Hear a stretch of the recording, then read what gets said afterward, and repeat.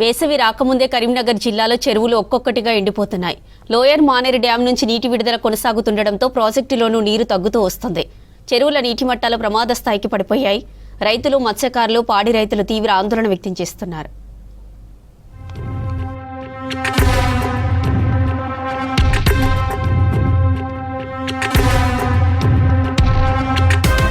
కరీంనగర్ జిల్లాలోని మానకొండూరు, శంకరపట్నం, హుజూరాబాద్, జమ్మికుంట, వీనవంక, ఇల్లందకుంట, కమలాపూర్, ఎలకతుర్తి మండలాల్లో చెరువులు వేసవికి ముందే ఎండిపోయే పరిస్థితిలో ఉన్నాయి. కొన్ని చోట్ల చెరువుల అడుగు బయటపడిపోయింది.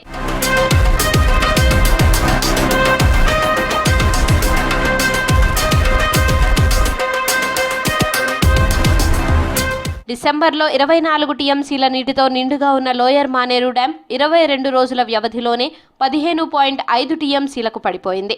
సాగునీటి అవసరాల కోసం నిరంతరం నీరు వదులుతున్నందున 9 టీఎంసీలకు పైగా నీరు ఉపయోగించారు. ఇంకా నీటి విడుదల కొనసాగుతుండటంతో వేసవికి నీరు సరిపోతుందా అన్న ఆందోళన నెలకొంది. చెరువు పరిధిలో సుమారు 600 నుంచి 700 ఎకరాల వరకు పారకం జరుగుతుంది. దీనికి మొత్తం పెద్ద చెరువు ఆధారం. దీనికి ఏంటంటే కెనాల్ ఎస్ఆర్పిఎస్పి కెనాల్ నుంచి నీటి ద్వారానే ఈ చెరువు నింపడం జరగాలి. కానీ ఈ వరకు ఏంటంటే కుంటలకు కాలువ ఉండేది. కానీ కొంతమంది రైతులు దీన్ని కబ్జా చేయడం వల్ల సరైన దారి లేకపోవడంతో, కానేల కాలువ లేకపోవడంతో ఈ చెరువు నింపడం కష్టం అవుతుంది. కాబట్టి దీని ద్వారా ఏంటంటే రైతులకు కావాల్సిన పంటలు ఎండిపోయే పరిస్థితికి వచ్చింది. అధికారులు సరైన స్పందన లేదు. గత కొన్ని రోజులుగా నెలలు కూడా మేము ఫిర్యాదు చేసినా కూడా వాళ్ళు సరైన పట్టించుకోవడం లేదు. నీటి నిల్వలు తగ్గిపోవడంతో చెరువులపై ఆధారపడిన యాసంగి పంటలు ప్రమాదంలో పడిపోయాయి. చెరువుల కింద వందలాది ఎకరాల్లో నాట్లు వేసినా నీరు లేక పంట ఎండిపోవడమే మిగిలిందని రైతులు ఆందోళన చెందుతున్నారు.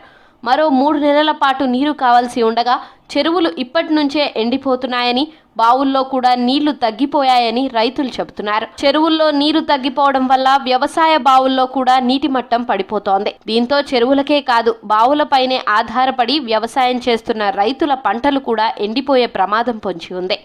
కుంటలో వాటర్ స్టోరేజ్ మొత్తం ఎండిపోయింది. వాస్తవానికి మే నెలలో ఎండిపోయే కుంటలు జనవరి నెలలోనే ఎండిపోయినాయి. మాకు పారకాలకు దీని కింద 200-300 ఎకరాలు ఉన్నాయి. పారే అవకాశం లేక పైరు ఎండిపోయే అవకాశాలు ఉన్నాయి. వాటర్ వచ్చే సోర్సెస్ లేదు. ఎస్ఆర్ఎస్పి కెనాల్ దీని మీకే పక్క పంట పోతుంది. కాలువలు సరిగా లేకుండా కుంటలో నీళ్లు వస్తలేవు.